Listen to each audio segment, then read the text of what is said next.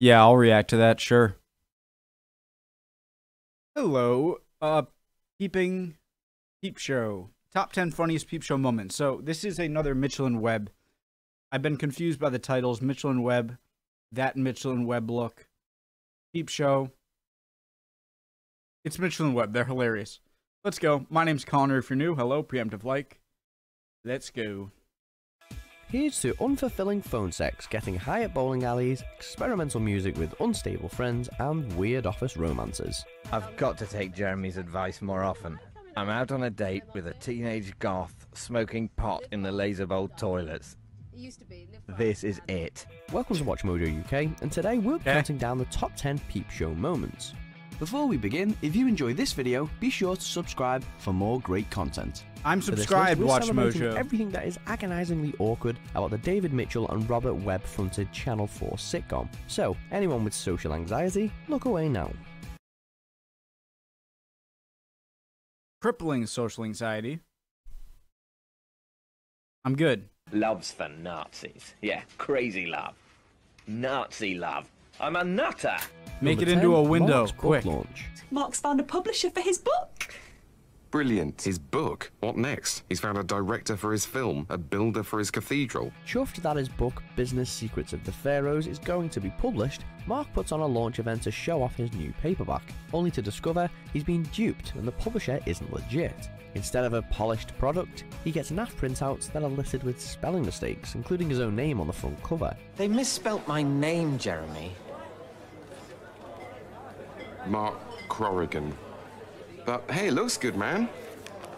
I mean, some of it's difficult to read because the text kind of disappears into the binding, but... Thankfully, before Mark bolts from embarrassment, Jez and Dobby convince him to do a reading. And it's... well... Make UK company law into your Anubis. Or, as the BL spell check has rendered it, make UK company law your omnibus. Number 9, naming the... Can I just say one thing? And it just said, oh, you're crippling social anxiety. Social anxiety has always been a big thing for me, and maybe that's part of why I love British comedy so much. I don't know, maybe, but I feel like Stephen Fry said it very, very well. He said how American comedy is more, like he said about Animal House. I've never actually seen Animal House, but Stephen Fry talks about a scene where one of the guys is walking down the stairs and another guy is sitting on the stairs like playing a ukulele, and like the guy just like smashes it, and like all the Americans look at the funny guy as the guy who smashed it, and the Brits look at the ukulele guy. And I think that is a good... I know I'm pausing. I think the British comedy is more genuine rather than like the Jerry Seinfeld like gotcha kind of, you know what I mean? Bar. Every conversation between Jez and Superhands is gold, but we've homed in on their bar naming ritual for this list.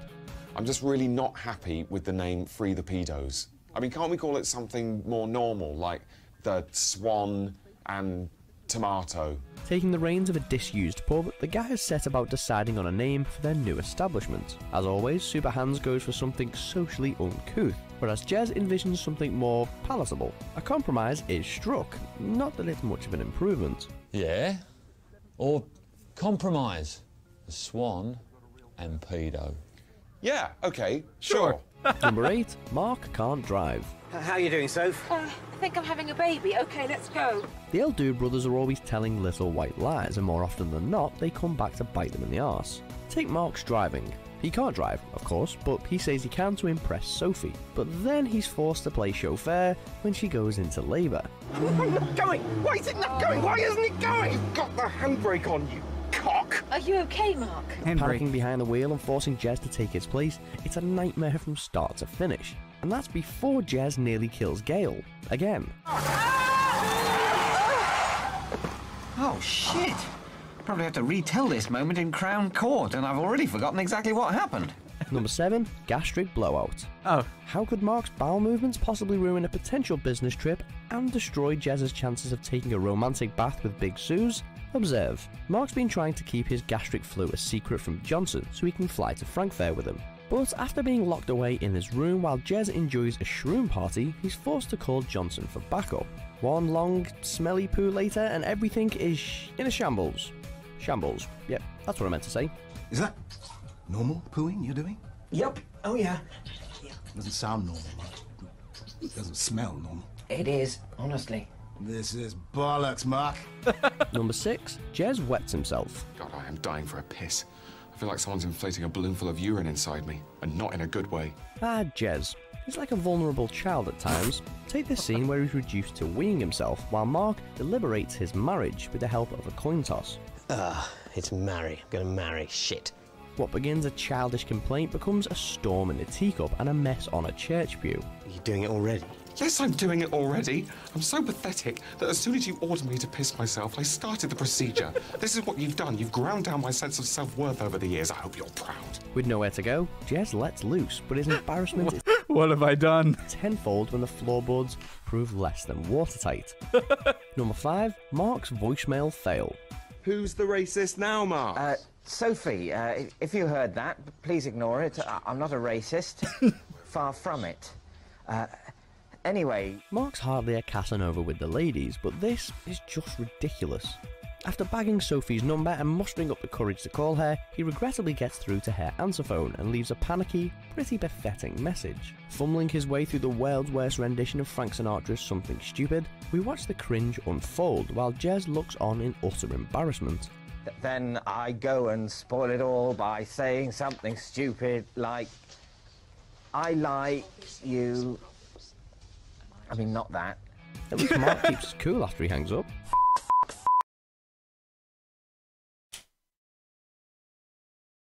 I like you. Not that. Can I just say, the Watch Mojos, I get to elaborate on my learning, okay? So, a perfect example is the American Office, okay? So, the American Office, obviously an adaptation from the British Office. But the American Office, I think, was a slightly different kind of comedy in the U.S., and whereas the British Office, from what I've seen, is clearly, it's not this brand new type of comedy. And what's so great about it is that it's just like, it's a believable, normal place with exaggerated characters, just like this could be an office building where this is a crazy boss and like everyone is like this. And then the show, I always say, after season 4.5, the show just goes downhill. Okay, because it turns into a classic American, like Big Bang Theories, Malcolm in the Middle. It was supposed to be a show that was believable, and there's awkward situations, but Americans can't. No, everyone has to end up marrying each other in the end, and Michael goes and has a great, perfect. Marries and has kids. It's just like, it was supposed to be just an office. And I like that kind of comedy in the beginning, in the American Office in seasons 1, 2, 3, 4. And then it just loses it and goes back to American comedy. Where everything is like a crazy situation and everything has to be exaggerated and way over the top. Ha ha ha. And it's just like, why? Oh, not that. At least Mark keeps his cool after he hangs up. Oh, my God. Jesus. I've really f***ed it, haven't I? Number 4, Rainbow Rhythms Dance Class. In yet another disastrous attempt to impress Sophie, Mark attends one of her dance classes, except he mistakes salsa for the eccentric Rainbow Rhythms class. Hi, guys. There's a changing room around there if you want to... I thought these would be... This is salsa, isn't it? Although Mark's frigid first time at the class is brilliant, giving us plenty of jazzy moods from Jez, we wanted to focus on Mark's not so triumphant second time out. Realising he needs something special if he wants to catch Sophie's eye, Mark decides to fake his primal urges and go for it. She's buying it. God, it's so easy being a freak. No wonder they're 10 a penny. Ritual mating day. For not feeling a No wonder they're 10 a penny. I should get extra marks for not feeling a thing. Number 3, The Bad Thing. Ever done something you know was crazy on a night out but can't remember what it was? Well, Jez has. Did something bad happen? After a drug binge with super hands, Jez knows that something went down, but can't recall what the bad thing was. Was it the dental floss? Nope. He finally has a light bulb moment while watching TV the following evening, and the horrifying truth hits him like a ton of bricks. That was the bad thing.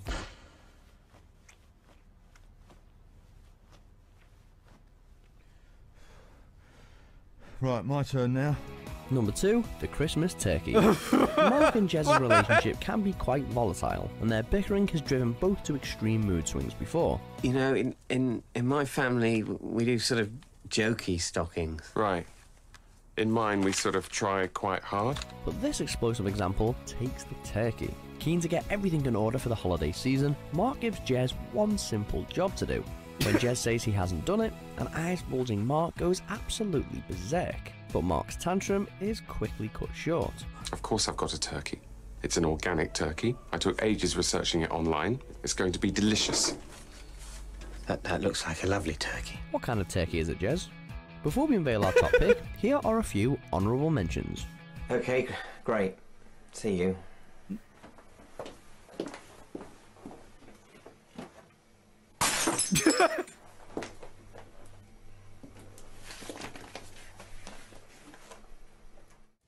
She's shifting her bum against my area.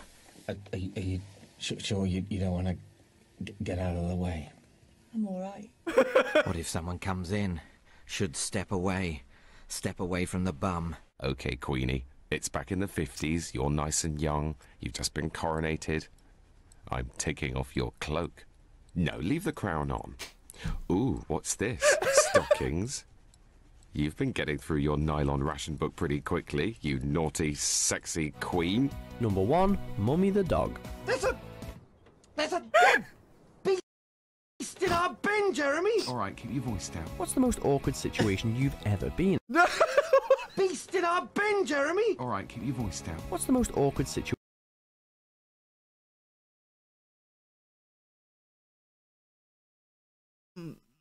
you've ever been in? Well, whatever it is, it can't be as bad as this.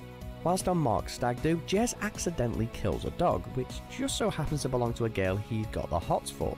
In a bid to dispose of the body, they burn it, but are left with a carrier bag full of canine remains. He's got mummy! He's brought a dead dog into my pitch, the stupid bastard! What might have been a relaxing canal boat ride becomes an elaborate effort to cover up the incident. Nothing. This is turkey. Look. See?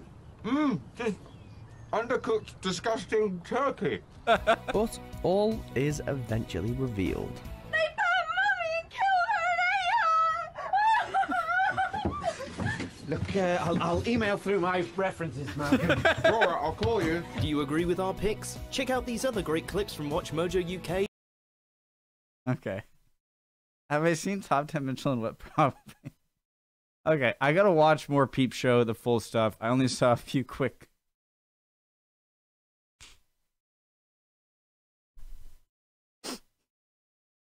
Okay. Okay, I gotta watch Peep Show for sure. I think there was at least one in there that I saw, just some typing in Michelin Web stuff. But great, awesome, they're hilarious. They're probably some of the funniest duos or just TV, British TV comedy I've seen so far. Not my favorite. I'm not saying it's better than Yes, Prime Minister, but is it more funny? Sure. Yeah. All right, see you guys next time.